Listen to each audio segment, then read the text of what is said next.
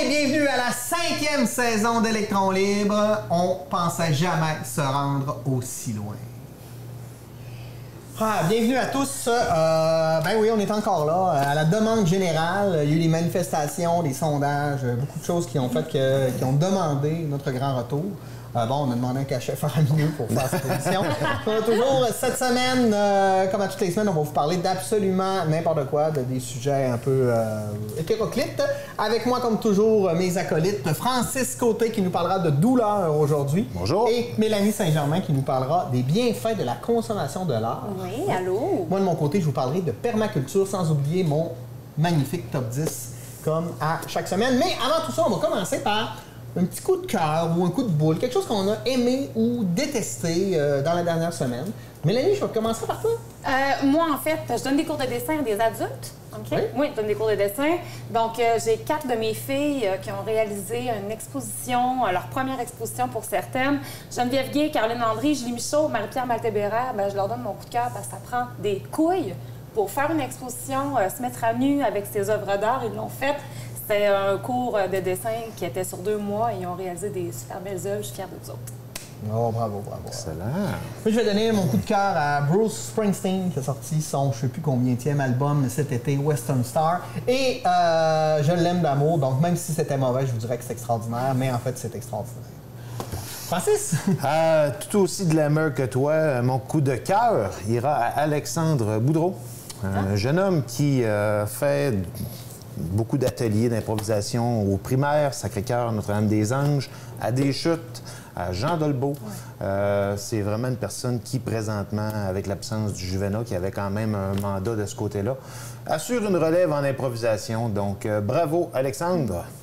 Bon, cette semaine, on a aimé les choses. Hein? Voilà, Oui, on aime commence les cette choses saison positivement. avec l'amour. Oui, Ah oui. positivement. Et pour continuer dans ce fleuve d'amour, on va débuter avec Francis qui va nous parler de douleur. Ben oui, ça reste dans le thème. Hein? Ben oui, c'est tellement. Donc, j'ai reçu des dizaines de lettres de clubs sadomasochistes qui tenaient absolument à ce qu'à un moment donné, on aborde le sujet de la douleur. Donc, j'ai poussé mes recherches au plus fin fond de la douleur et finalement me rendre compte que c'est quelque chose qui est assez subjectif. L'interprétation qu'on fait de la douleur quand quelqu'un nous parle de ses douleurs personnelles ou qu'on essaie d'avoir une empathie envers la douleur, mais c'est très relatif parce que ça va selon notre propre seuil de douleur.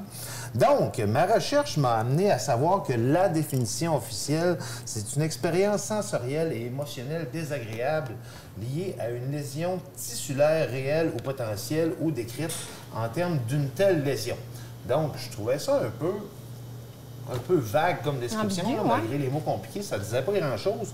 En poussant un petit peu plus loin, j'ai voulu aller voir qu'est-ce qu'on avait comme type de douleur. Il y en a 3 grands types de douleur. La première étant la douleur nociception, la douleur neurogène et la douleur psychogène. Nociceptive, c'est donc le récepteur qui se rend compte de quelque chose. Admettons, tu te brûles, tu te coupes, automatiquement, cette zone de ton corps-là te dit il y a de quoi qui ne marche pas. Aïe, OK, aïe. Réagis, fais quelque chose, enlève ta main ou, je sais pas, j'allais faire une blague plate, mais je la ferai pas. Admettons que tu as la douleur neurogène. Donc, c'est une décharge électrique. C'est vraiment sur le fil conducteur, sur le nerf, les élancements, des sensations de brûlure, sensations de froid douloureux, picotement sur le nerf qui est atteint. C'est aussi la douleur que ressentent les amputés quand ils ont une douleur fantôme. OK. Donc, le fil conducteur, admettons, est coupé à un endroit, ressentent quand même de la douleur. J'ai ce type de douleur-là, personnellement. J'ai la névralgie du trijumeau. C'est quoi ça? Ouais, c'est quoi ça? Ouais, le trijumeau, c'est le nerf qui part d'ici et va jusqu'au cerveau. Moi, j'ai une artère qui, on ne sait pas pourquoi, s'est enroulée sur mon nerf. Donc, à chaque battement de cœur, il gosse mon nerf. Mon nerf se fait toujours dire... ouais, c'est ça. Finalement, il y a une médication qui est à prendre. Finalement, je prends un pilule. genre d'antidépresseur, je ne sais pas trop. Ils se sont rendus compte que ça pouvait justement dire au nerf, calme-toi, la douleur n'est pas si forte que ça. C'est le fun qui t'ont fait à croire ça pour guérir ta dépression. Ouais. Je vais beaucoup mieux d'ailleurs depuis ce temps-là. Mais écoute, ça fait longtemps et ça, normalement, c'est des affaires de vieux. Mais écoute, j'ai commencé ça il y a 10 ans. On va se le dire, hein? On n'est pas jeune. Non. C'est ça. Et quand on parle de douleur, je parlais des 3 secteurs rendus au cerveau. C'est la douleur psychogène, générée par le psychisme, mais ce n'est pas imaginaire. Elle est réellement ressentie par l'individu en l'absence de lésion. Donc, la douleur psychotique, la douleur qu'on ressent avec une peine d'amour, maintenant. Une peine d'amour, une dépression, c'est une réelle douleur. Ouais. Mais elle est liée avec la zone du cerveau. Voilà. Il y a des moyens techniques qui ont été développés pour... c'est quand même assez récent, ça date de 2014, avec le déploiement de la pupille. Quand il y a une réaction de douleur, la pupille se dilate jusqu'à un certain point. Donc, depuis 2014, ils font des recherches pour être capables de déterminer le seuil de douleur. Parce que quand tu vas à l'hôpital et qu'on te demande d'imager ta douleur, tu as un graphique de 1 à 10 qui part du chatouillement, un certain inconfort, à une douleur extrême. Mais ça reste subjectif. Oui. Parce qu'on n'a pas la même tolérance. On n'a pas la même tolérance et dans certaines circonstances, par exemple, il avait fait un parallèle entre les soldats blessés au combat et quelqu'un en bonne santé à la maison qui, admettons, tous les deux ont un cancer, une douleur à la jambe. Celui qui est retiré du champ de la zone de combat avec une blessure qui est hospitalisée, lui va composer beaucoup mieux avec la douleur que la personne qui est dans une zone de confort, mais que dû à un mal, tombe dans une zone d'inconfort. Okay. Donc voilà, la pupille peut être un moyen pour évaluer la douleur et trouver quelque chose d'un petit peu plus objectif. Et finalement, la douleur aiguë est une douleur vive, immédiate et généralement brève. Elle est causée par une stimulation nociceptive, ce que je vous disais tantôt, de l'organisme. Donc, quand tu as une douleur qui est vive, hyper intense, normalement, ça va être sur une courte échelle de temps. Par contre, il y a des douleurs chroniques qu'on appelle, qui sont les douleurs long terme. Et ça, des personnes qui ont des migraines, des personnes qui ont des maladies, les douleurs associées au cancer sont vraiment, par rapport au traitement ou à la maladie elle-même, des douleurs chroniques extrêmement difficiles. Ils disent même que les douleurs pour les enfants sont mal évaluées et mal jugées. On interprète comme étant un inconfort pour un enfant, ce qui, pour certaines situations, est une vraie douleur. Et la recherche est mal documentée de ce côté-là. Bref, il y a des moyens de combattre la douleur, mais dites-vous que c'est beaucoup à partir de ce qu'on est comme être humain qui a un seuil de douleur X, Y, Z, ou la situation dans laquelle la situation arrive, mais que tranquillement, la douleur va être aussi bien diagnostiquée et analysée que bien des maladies, parce que nécessairement, c'est quelque chose que personne ne souhaite. Non. Voilà. Sauf les sadomasochistes qui m'ont écrit en grand nombre. Je tiens à vous remercier d'ailleurs pour vos nombreuses lettres, particulièrement Tommy à Matagami. Merci Francis, c'était très agréable d'entendre parler de la douleur. De mon côté, je vais vous parler de permaculture. Parce que moi, j'ai un grand terrain. Puis là, à un moment donné, je me disais, le tondre le gazon, ça sert à quoi? Qu'est-ce qu'on pourrait faire avec ça pour rendre ça proactif, pour devenir, pour changer notre mode de vie? Et on a décidé de se plonger vers la permaculture. D'ailleurs, si ça vous intéresse, hein, il y a un petit livre ici là, qui est chez Éco-Société qui fait un petit... Il y en a plein des livres, là, mais qui fait un petit... qui peut vous aider à débuter. Premièrement, le constat, c'est que l'agriculture, comme on la connaît, l'agriculture intensive, elle est, non durable, hein, parce qu'on épuise les sols, et totalement inefficace. On a démontré avec la permaculture que sur un terrain 10 fois moins grand, on est capable d'être autant productif. Donc, déjà... En plus, l'agriculture intensive utilise beaucoup de ressources, d'énergie. Hein, donc, on utilise plus de ressources et d'énergie qu'on en produit. Surface agricole, de l'eau, du pétrole, c'est 10 % de la production des gaz à effet de serre juste ici au Canada. Donc, il faut y penser. Donc, c'est quoi la permaculture? Je le sais, dans vos yeux, vous me dites « permaculture », mais qu'est-ce que c'est? C'est une conception d'agriculture qui dit qu'il faut s'inspirer de la nature. C'est comme une philosophie, hein, où on va concevoir notre terrain pour favoriser la diversité, le lien entre les différents systèmes et l'abondance en vue de l'autosuffisance. Donc, on veut que tout serve à quelque chose. Dans une forêt, là, tout pousse, tout est en harmonie, puis personne ne se pose des questions. Ça n'existe pas la monoculture. Mais oui, ça n'existe pas la monoculture dans la nature. Donc, c'est d'arriver à créer ça à l'intérieur de la surface de ton terrain. C'est ça.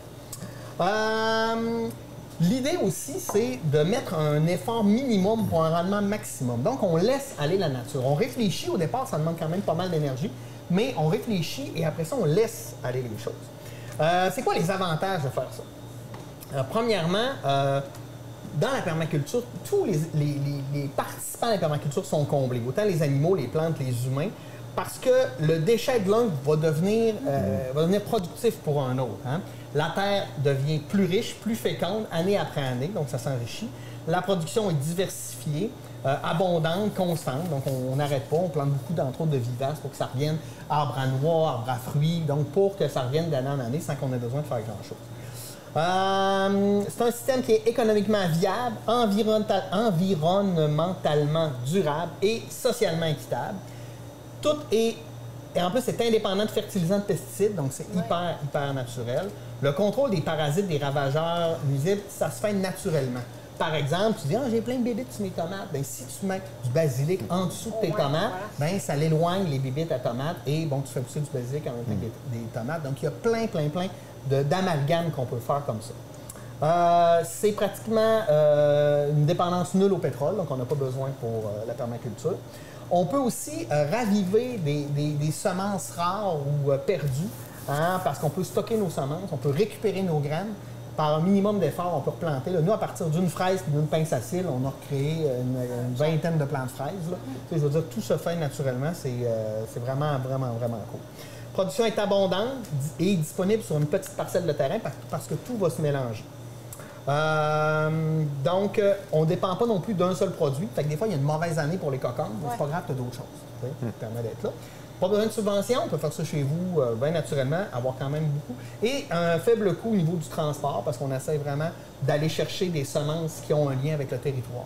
Si j'ai acheté des arbres à fruits, mais qui viennent d'Albanel, qui viennent de Saint-Gédéon, donc qui viennent du coin, qui sont déjà habitués au système. Il y en a qui vont me dire « oui, mais c'est-tu viable au Québec? On n'a pas tant d'agriculture que ça. » Je vais vous citer un formateur en éco-habitation qui disait « La permaculture est absolument viable au Québec. Nous habitons dans le climat le plus résilient sur la planète.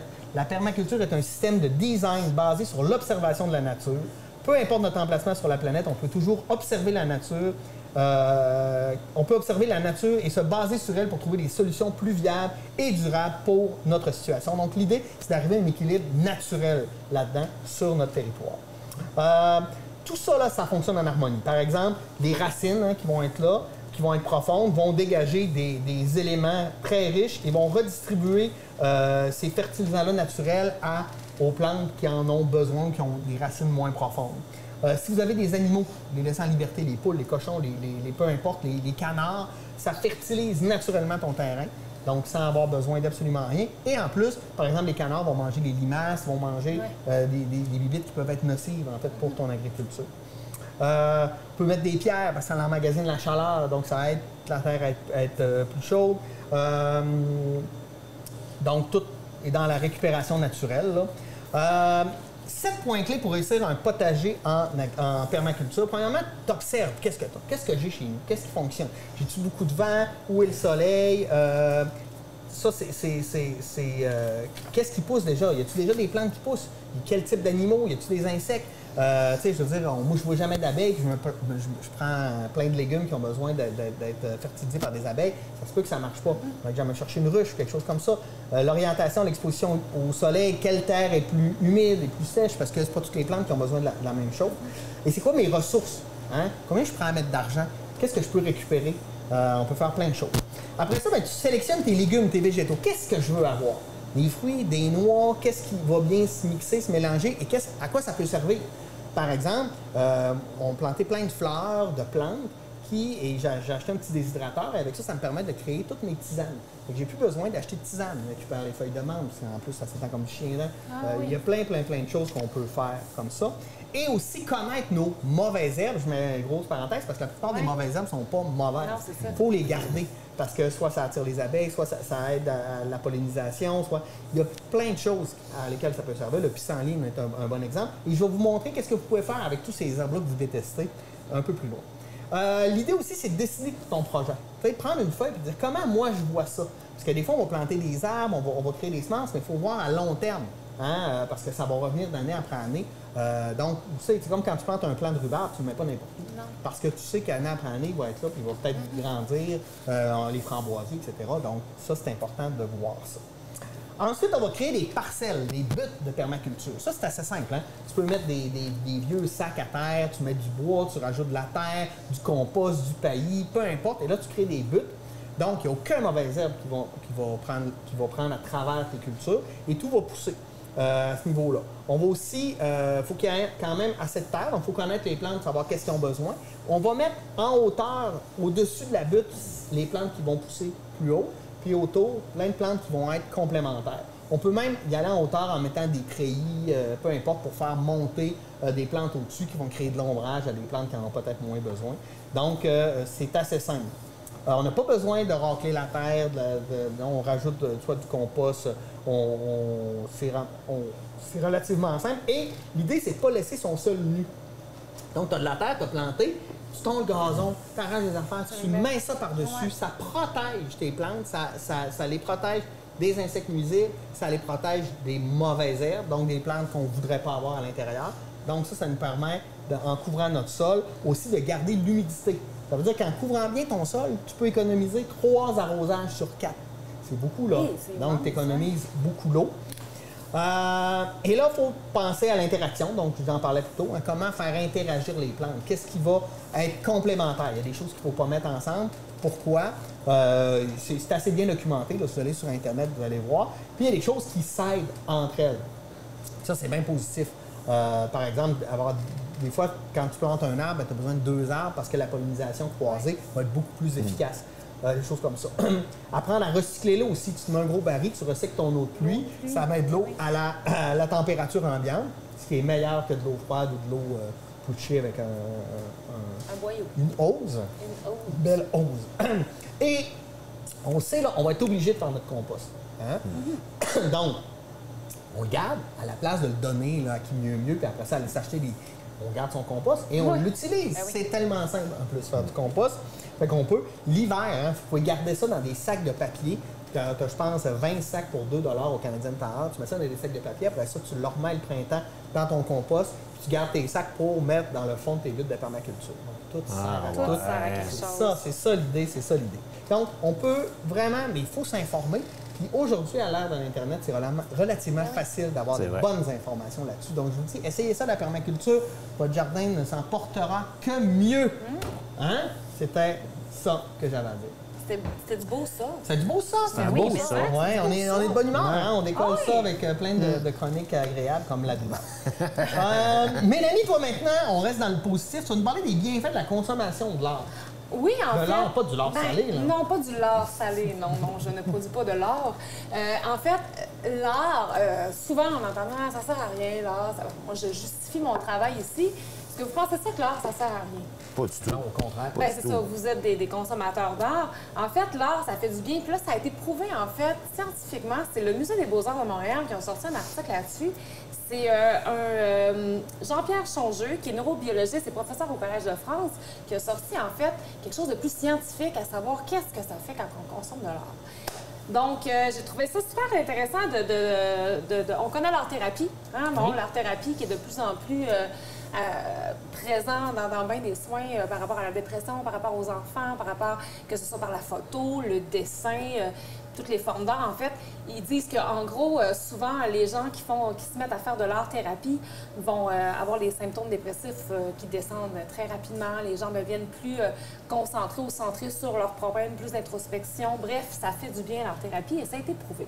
Mais plus que ça, Jean-Pierre Chongeux, il dit que dans le fond, c'est le premier à avoir décrypté les mécanismes neuronaux dans l'application de la beauté sur notre cerveau, qu'est-ce que ça génère. Et lui, il dit, au départ, quand on regarde une œuvre d'art, on la regarde un peu comme n'importe quel objet. C'est une œuvre, puis ça, c'est important aussi de prendre le temps de regarder. On ne fait plus assez, on va se le dire. Fait que juste ça, en partant, ça fait du bien. Lâcher les ordinateurs et regarder. Donc, il dit que la première fois qu'on voit une œuvre d'art, on la regarde comme si c'était n'importe quel objet. Sauf qu'à ce moment-là, souvent, les œuvres d'art, on parle plus en art visuel, vont refléter une lumière. Hein, parce qu'on sait que les peintres ou les artistes, même numériques, utilisent beaucoup l'effet de lumière et de contraste. Ce que ça génère à ce moment-là, dans le cerveau, c'est que le beau engendre quelque chose d'assez unique, constate Jean-Pierre Changeux. Il y a la transformation par la rétine de l'œil des radiations lumineuses en signaux électriques qui se propagent dans notre cerveau, du cortex visuel au cortex préfrontal, et ils déclenchent une inondation de dopamine. OK, du bonheur. La dopamine, c'est l'hormone du plaisir. Voilà. Donc, les circuits des émotions vont s'activer à ce moment-là et la contemplation de l'œuvre va vraiment fonctionner comme une espèce de récompense. On fait plaisir à notre cerveau. Cette lumière-là entre par notre rétine et nous génère du plaisir. Donc, lui, il dit que le beau est essentiel à l'être humain parce qu'il nous fait du bien.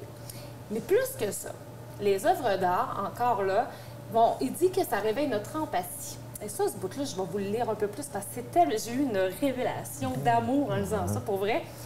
Bon, Platon disait le premier bien est la santé, le deuxième est la beauté.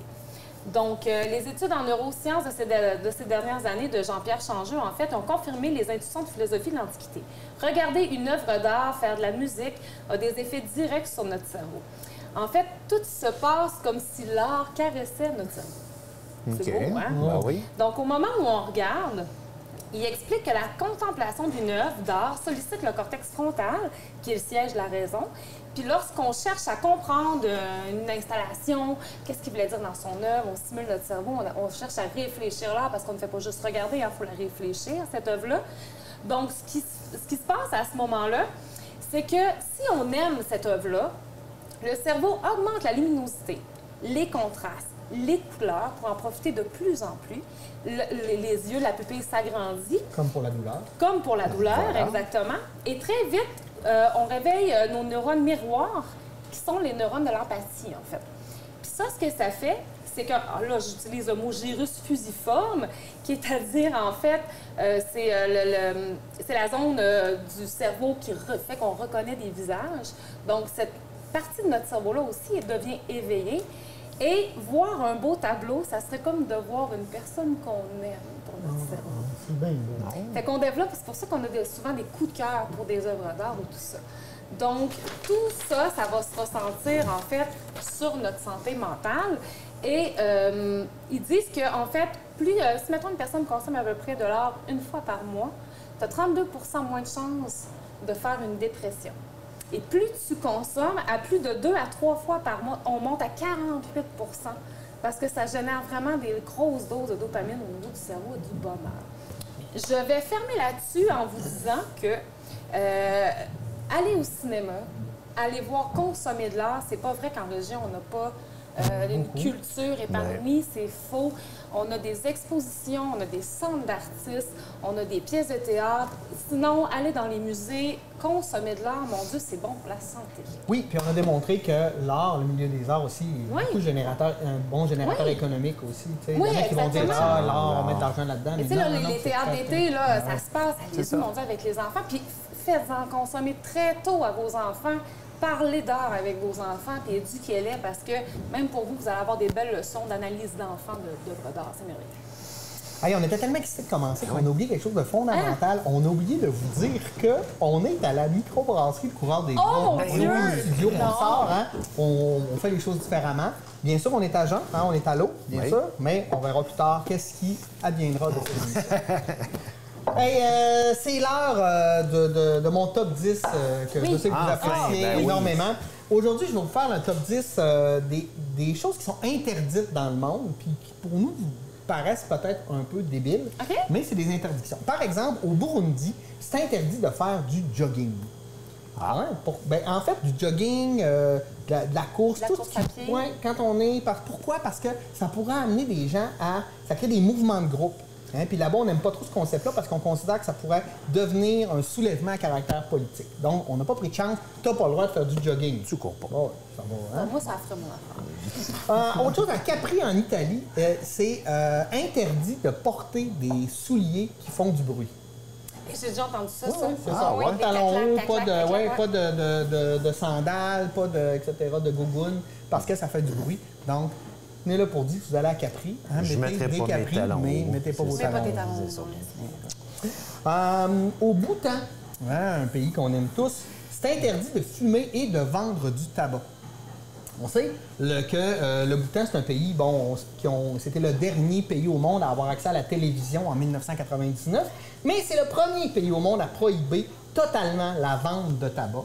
Donc, c'est ça, si vous voulez aller au Bhoutan, hein, pensez à arrêter de fumer avant. Au Malawi, ça aussi, il y a une loi qui dit que c'est interdit de vicier l'atmosphère. C'est un délit.